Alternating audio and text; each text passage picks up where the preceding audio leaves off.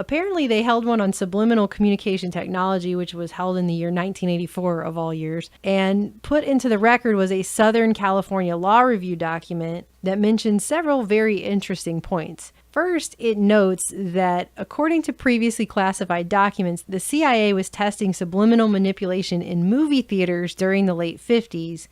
And in a document on these studies speculated that subliminal projection can be utilized in such a way as to feature a visual suggestion such as obey deleted.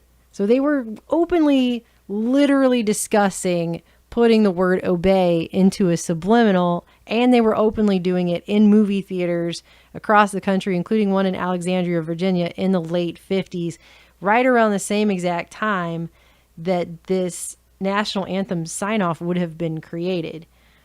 Obey deleted. What do you want to bet government was put in there? That is pretty spooky that they redacted who they told people to obey, but that there was a command to obey.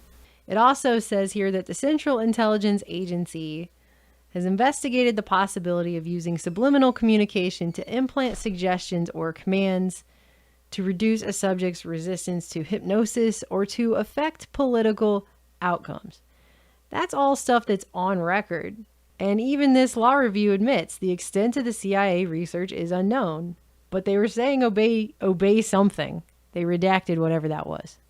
I mean, people say that it's a hoax because subliminal messages don't work, so why would they do it anyway? And that's not even really the point. The point is that they were doing it at all in the first place. That's the point. But as far as it working or not working, obviously this was still going on at least up until the 80s because Congress had a subcommittee hearing all about this. A meeting where, just by the way, they don't mention brainwave entrainment even one time, which was something that was coming into being at that time. So because this stuff progressed over the years and became more sophisticated. So Congress has a meeting about subliminals in the 80s, and they specifically don't mention entrainment. I think it's pretty red herring. Anyway, what is mentioned in the congressional subcommittee hearing that probably no one paid any attention to at all is the fact that throughout the 70s and during the 80s before this hearing, little black boxes were being put into stores that were playing subliminal, for example, anti-theft messages in one example to customers.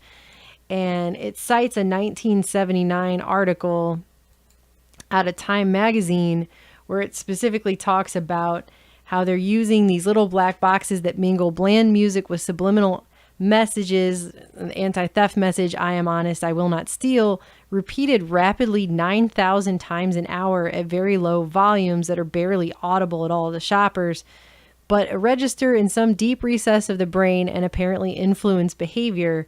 50 department stores in the US and Canada had installed the devices to reduce shoplifting and employee theft. The black box inventor Hal C. Becker says, I see no reason why there won't be audio conditioning in the same way we now have air conditioning. They were also using these in people's workplaces, like in a real estate office. I love real estate. I will prospect for new listings for clients each and every day. Can you imagine? They're playing these things 9,000 times an hour subliminally to people where they work, where they shop. That's the thing. Classic subliminal technology has been shown to increase sales profits or compliance with commands not to steal by a certain margin, a significant margin that makes it worth the expense and the trouble. Well, in a political system where people vote, a message to obey the authorities or obey the government might just be enough to keep a certain majority in power or a certain political policy rolling. Ladies and gentlemen, this commercial is going to use subliminal advertising.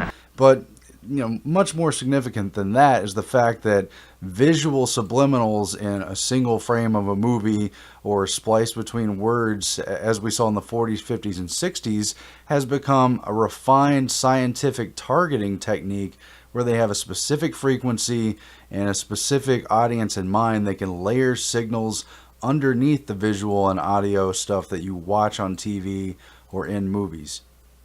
This guy, Hal Becker, by the way, founded a business out of Louisiana called the Behavioral Engineering Center. So just think for a second about what that means.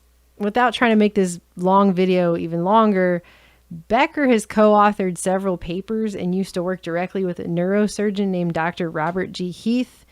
Heath in the 40s was researching ergot with the Walter Reed Army Institute of Research. And by the 50s, he was doing psychosurgery and the implantation of electrodes to stimulate certain areas of a person's brain and control their moods and behavior using radio frequency. Was definitely on the record an MK Ultra doctor. You know, a lot of those records were destroyed. There's not a way to prove everybody's involvement, but he's the whole time that Dr. Heath and his team, the whole team, by the way, was cleared for top secret clearance with the military and working with this MK Ultra stuff. He was also working with this guy Becker, so it stands to reason Becker was also part of it. Well, what you have is a spy project by the CIA and others that was never fully declassified. We only have a breadcrumb trail, and yet all the pieces link back to this chain of doctors who were involved in mind control research at universities, and it only makes sense that the CIA would be behind deploying this signal if it is real, and if they've got doctors on the payroll who are making great strides in making this technology a reality and marketing it to their own clients, that's pretty significant. I'm just saying, I mean, these aren't people that just do things for no reason. I mean, this Becker guy, he worked at MIT, Tulane. I mean, you could go back and his CV is quite extensive.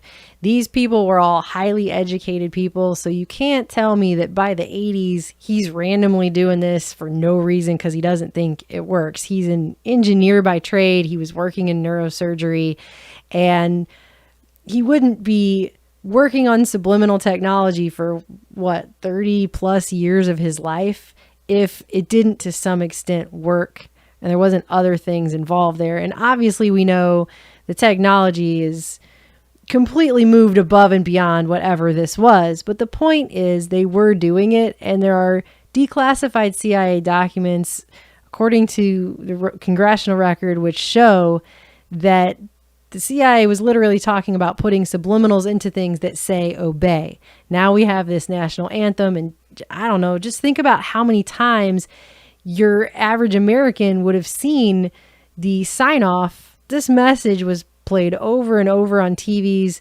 throughout that time period, every night, night after night, when people are beginning to fall asleep for at least a decade.